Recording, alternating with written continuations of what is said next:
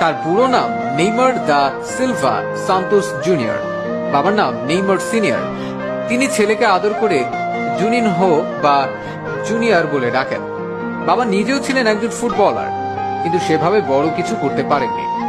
স্বপ্ন দেখতেন ছেলেকে দিয়েই পূরণ করাবেন ব্রাজিলের জাতীয় দলের খেলার স্বপ্ন। ছেলেকে বড় করে তুললেনও সেইভাবে। শিশু নেইমার হাঁটতে শেখার আগেই ফুটবলে লাথি মারা শিখে গেলেন। আর একটু বড় হলে বাবা তাকে নিয়ে গেলেন খেলার মাঠে, কিন্তু ফুটবল খেলতে নয়, ফুটসাল খেলতে। ফুটসাল হচ্ছে ইনডোরে কম খেলোয়াড় নিয়ে ফুটবল। সেখানে চমৎকার খেলে নেইমার সবার নজরে আসে। সবাইকে পাশ কাটিয়ে বল পায়ে জাদুকরী দক্ষতায় মন্ত্রমুগ্ধ করে রাখতেন তিনি দর্শকদের। স্বপ্ন পূরণের পথে প্রথম সাফল্য আসে যখন মাত্র 11 বছর বয়সে ব্রাজিলের শীর্ষস্থানীয় ক্লাব সান্তোস যুব দলে খেলার সুযোগ পান তিনি।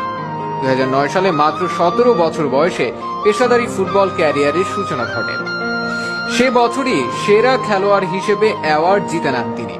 2010 সালে ধূমকেতুর মতো উত্থান ঘটে নেইমারের।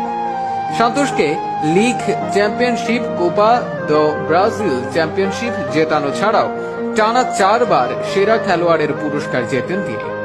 2011 সালে সান্তোসকে 48 বছরের ভেতর প্রথমবারের মতো কোপা চ্যাম্পিয়নশিপ জেতানোর পথে নেইমার এমন একটি অসাধারণ গোল করেন, যেটি ফিফা বর্ষসেরা গোল হিসেবে মনোনীত করে।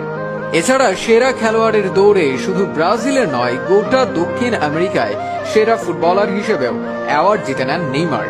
মজার ব্যাপার হচ্ছে, নেইমারের ক্যারিয়ারের গতিপথ একদমই ভিন্ন হতে পারত, কারণ তার বয়স যখন মাত্র 14 বছর, তখন খোদ রিয়াল মাদ্রিদ থেকে তার জন্য মোটা অঙ্কের বেতনের প্রস্তাব আসে। কিন্তু